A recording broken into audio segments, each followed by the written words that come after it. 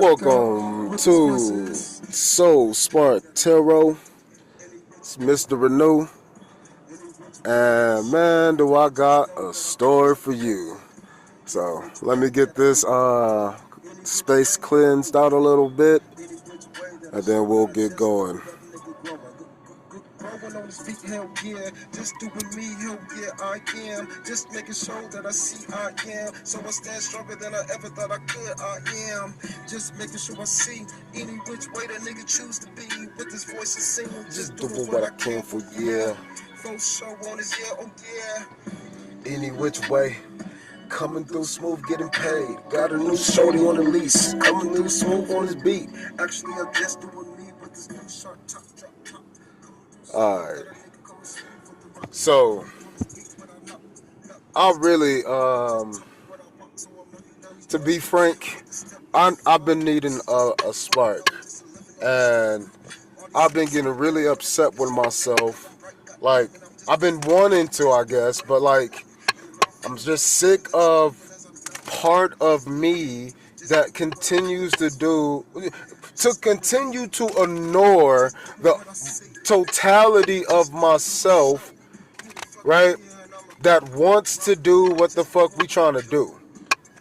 And I understand that version of myself so much more because of this playlist here. This not just this song in particular, but like this video, that Sunday freestyle for the deeper thinker. And this is soul inspiration, like, live. I tell you that I do these beats, these freestyles, these tarot card readings, this any kind of help with others. I do that because it helps me. In other words, parts of you do not last forever. And because of that, we forget. There is versions of you who you just do not recall. You just don't remember. But that person could have been like super great and awesome. So like, you don't even remember how awesome you are sometimes. And I think that's why we tend to become in a self-sabotaging state. We grow into those states because it's a part of us that no longer feels valued. And it's like the kid who is getting all the love for the family, and then there's a second kid that is now here, and now I have to watch everybody give to this other person. I don't know how to do that. I've never seen that. I don't understand why it just all of a sudden changed. You've been talking to me, but I don't know what the fuck that means. And these words now feel like they mean I feel like shit. I don't get what I used to have. Things are taken from me. Those are what those words meant. They seem so loving. They seem so caring. They were so comforting. And now I feel betrayed by the words. And it's like not you on the face. You're just telling me you love me and there's things are going to change because of the love that you're carrying, aka my sibling or whatnot.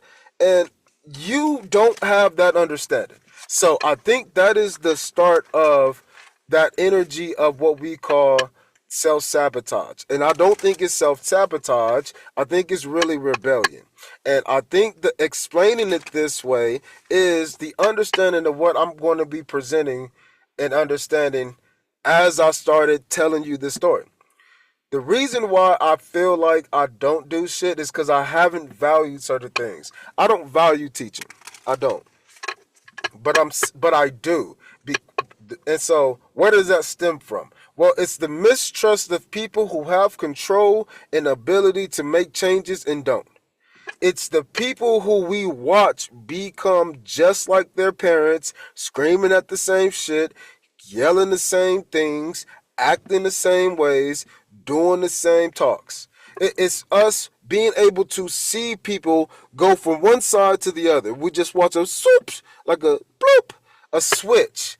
And it's crazy to think that you need to go through those things in order to see the shift. And But as a person, I understand me. And so I don't fault any person listening right now as to like what I'm saying and why you might feel bad or feel good and inspired about these words. I've already said that I understand both sides, which is why I have to find a way to express all sides of me. And so like music is a way that I do it. Talking, I think more so is a way to do it, but there's a part of me that just wants to solve problems like a computer. Like that's all I want to do is just hear problems and solve it. And the words should be enough because the inspiration comes from the idea of somebody being able to be there to help you. But I don't believe enough people believe in themselves to get the words that are coming out of my mouth. And the reason why I say that is because that is what the feeling is when I'm doing things that I feel or know I should not be doing, and then I'm doing it anyway when I know so many other parts of me want to be doing other things. There's lots of reasons why this happens, and it happens in both sides of the coin. You can be a person who's always busy, and guess what? Your kryptonite in this situation is stopping, doing things slowly, doing things that take time. You don't even have the capacity to say, like, I'm not going to do this today. What? Fuck that. And you'll get mad and emotional and did all the same things that will do that we will call a person who's depressed or call a person who's addicted to a drug or a substance. You're addicted, but what it is your addictive behavior has established routines that have now created power so strong that you only give that your pure attention. It is you being that fucked up parent to one of your kids and the most awesomest parent ever to the other child. These are like the Reddit stories that you hear in life where people be neglected, and it's possible that these things that have been shown to you have only been shown to you in order for you to be able to change the idea of what it means to shift. And the shift is occurring in a way that is allowing you to understand yourself. When you're understanding yourself and how you're shifting from versions of you that you like and versions of you that you don't like, you are drifting away from totalities now. And these totalities can come in micros and macros. So, this is once you get to a certain level of understanding, you don't regress backwards. So you got to consciously go back beyond the basics, go to the rudimentary aspects, the core foundational principles to the basics. Go get that theory. Go get those probabilities. Get into the muck, the mud, the murky waters, the dirt, the dinginess, the darkness. Get into those dungeonous states. Why? The reason why is because you are now more wise. I've seen this. It's like going back and playing a game that you've played before. Here's the parent example. Parents, you have a game.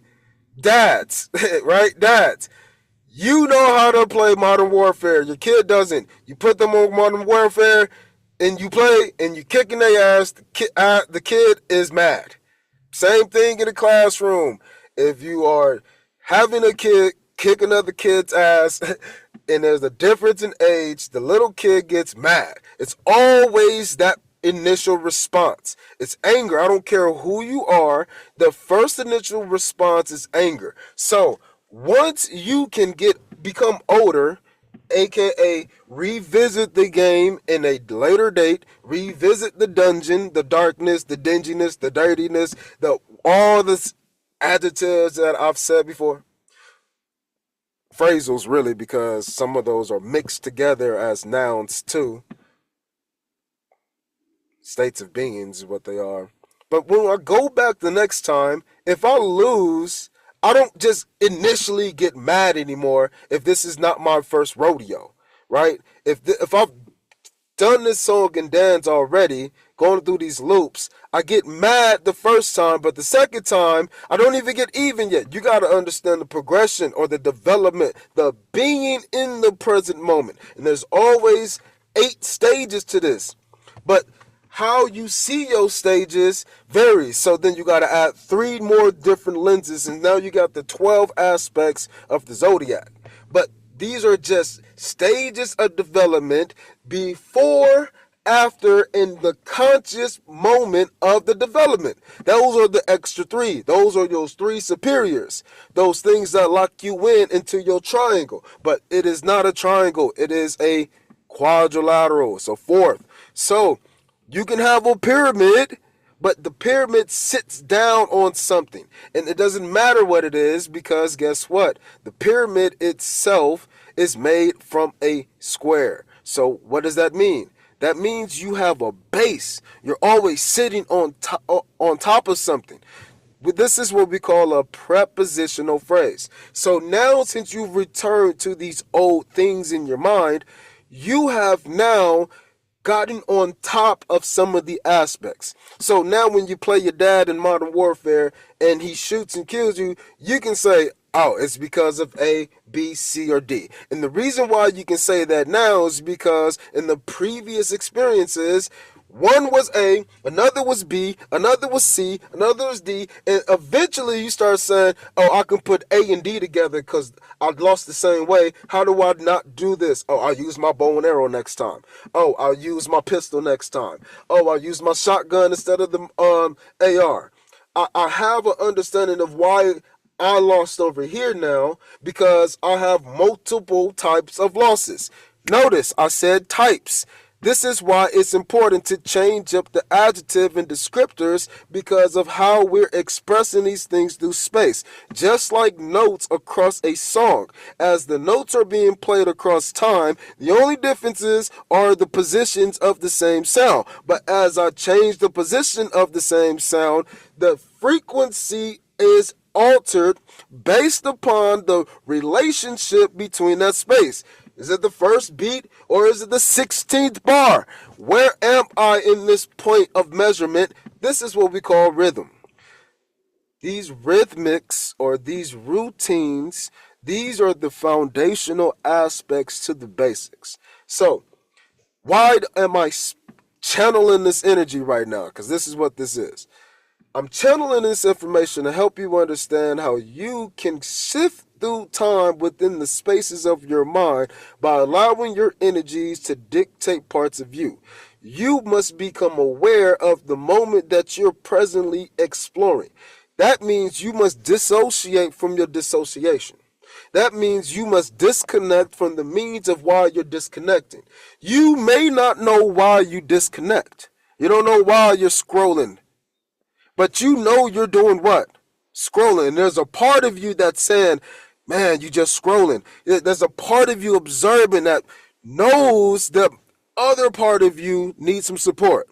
If this was a Reddit story, this will be like that aunt or that uncle that knows that the parents are bullshit, and so they will come in and try to help the kid who's been abused and neglected and seen for naught.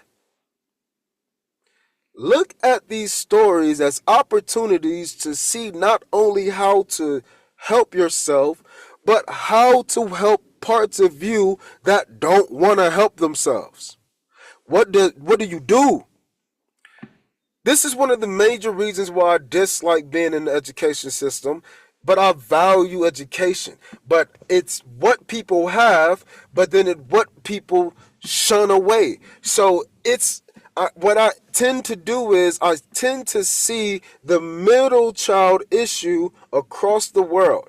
But people treat themselves like middle children, and they throw themselves into situations that creates friction from multiple sides, and then it doesn't create value because you're just a link. You're just a piece. You're just so needed that we don't even give a fuck to value you anymore.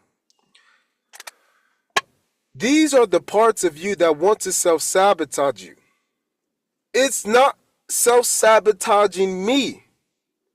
We always say self-sabotage, but which version of you is doing the sabotaging and which one of you is being sabotaged? If I wake up and I start scrolling for 2 hours and then uh, 2 hours later, from me waking, now I'll go to work and then I feel like the only things that I do is work. And then when I get off work and I'm tired, and then I scroll for 2 more hours and then I just go to sleep. And then I wake up and scroll again, and then I go to work, and every day I just keep feeling like I never have time to do anything. All I do is get up and work, get up and work, get up and work. You have devalued the scroll time. So much so that you disregard the value of what you're actually doing. Not the fact that you want to go off and utilize that time to be productive for yourself or loving for your spouse or helpful to your kids. No, you just need to understand the fact simply you have disregarded you completely. You don't even realize why one part of you is doing that. Why? Because you wouldn't judge yourself that way if that was the case.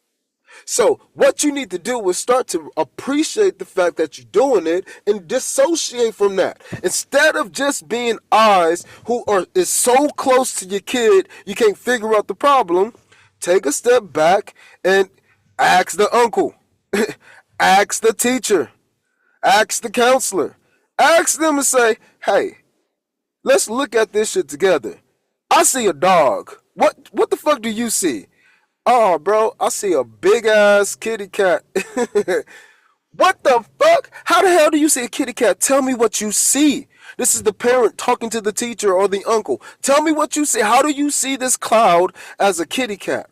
Well, these are the things that I'm looking at because these are the things I care about. And you get to create new value systems. So if you look at the scroll time as a way to give you an advantage, parts of you is going to become satisfied with that need. Then you can figure out how to incorporate new needs into the strategy of getting yourself off the scroll in order for you to see yourself do more parts of the things you want to do.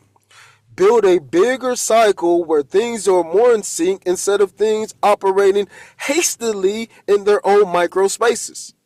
So if you can reduce that time down from 2 hours to an hour and a half, not because you did anything productive, just because you gave to yourself in a different way. Again, I want to do, let's say, yoga. I want to go and lift weights. Don't go there yet. The first step is to say, you just was pulled off from being on one side. You are now in transition of phase. Before you reach your destination, what would you like to do? If you see this as the rebirthing process, you'll appreciate the fact that those things won't know what to do. So if you have ideas like, let's say, I just want to be outside. I just want to make it to the gym. The bare minimum efforts, then maybe the new part of you is the motivation that is needed to lead the pack. We have to start to peel back the layers of ourselves. Who are we and what do we actually do? What are we actually being? The ing is the most important part to that be because you have forgotten who you were. Going back to the original point and the initial point of this channeled message. Who are you when you forgot yourself? Are you just sabotage or are you self? Why is self-sabotage here? More importantly, why did you forget about it? So, because I feel like it's been like 30 minutes and I think we can get more information from the cards, ponder this message and see what you can get from this. So, I'm Mr. Renew. That's a channel message about, changing up the thought process of you being lazy, you being procrastination, you being those things so you can see the variety and expansion of what it means to be in that state. Lean into it so you can learn about it. Then you can categorize it, and then you can strategize it, and then you can understand it intimately, independently, and then you can see it collectively, and then you can apply anew. So go explore the energies that you're slowly pulling back and tap into that self that needs a new part of you. All right, I'm Mr. Anu. I'm going to come back with a reading. Peace.